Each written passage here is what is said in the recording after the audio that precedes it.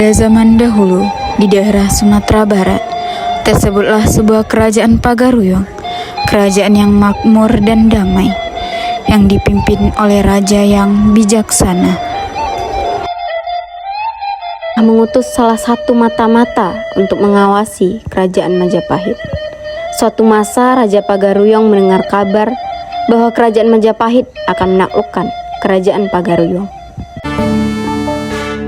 Yang mulia, hamba telah mendengar kabar bahwa kerajaan Majapahit akan menyerang kerajaan kita. Apa? Dayang, panggilkan semua penasehat. Mendengar kabar tersebut, dia pun mengumpulkan para penasehat kerajaan. Kerajaan Majapahit ingin menjajah kita. Apa yang harus kita lakukan? Paduka Raja yang bijaksana, sebaiknya kita kumpulkan semua pasukan kerajaan dan menyiapkan strategi untuk berperang.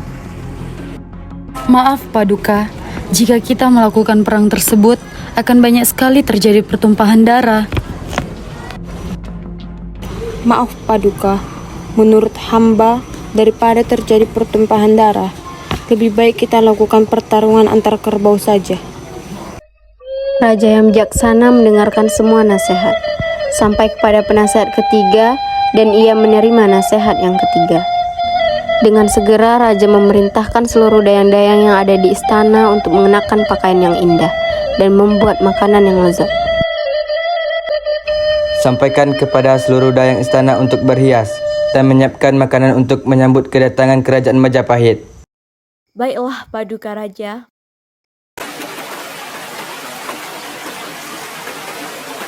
Sampailah pada hari di mana pasukan Majapahit dengan persenjataan lengkap tiba di kerajaan Pagaruyung.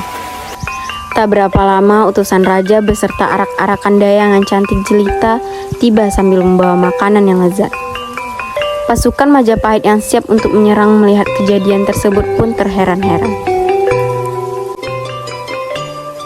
Selamat datang di kerajaan Pagaruyung. Hamba diutus raja untuk menjamu dan menghibur seluruh pasukan Majapahit.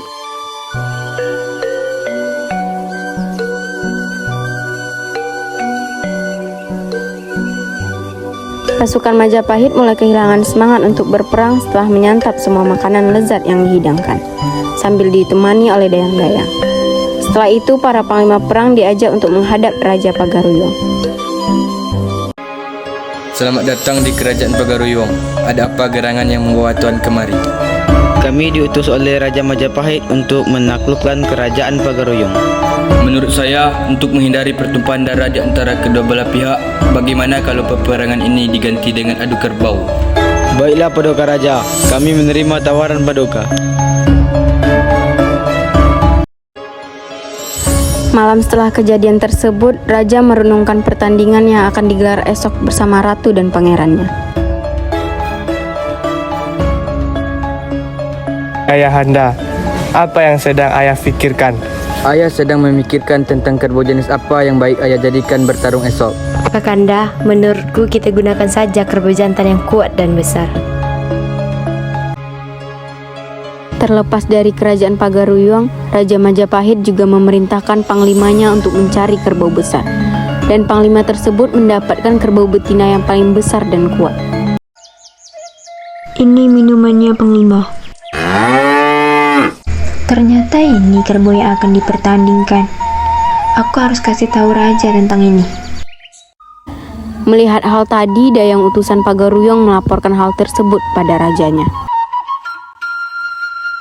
Yang mulia, hamba melihat kerajaan Majapahit telah mendapatkan seekor kerbau betina yang kuat dan besar untuk pertandingan besok.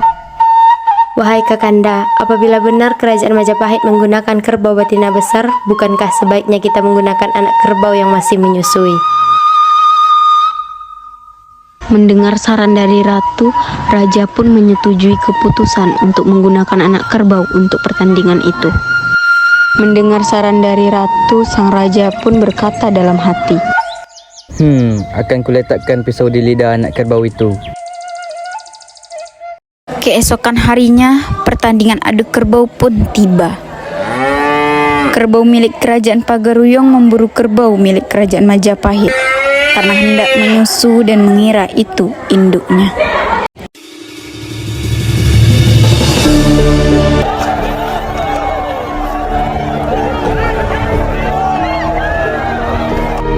Perut kerbau milik Majapahit pun terluka karena tusukan pisau tajam yang dipasang di moncong anak kerbau tersebut. Penonton pun bersorak-sorak bergembira. Akhirnya pasukan Majapahit dinyatakan kalah dan kembali ke kerajaan Majapahit.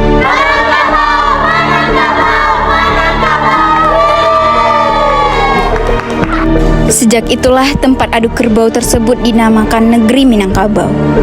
Dan untuk mengenang kejadian tersebut, penduduk membuat sebuah rumah yang atapnya menyerupai tanduk kerbau.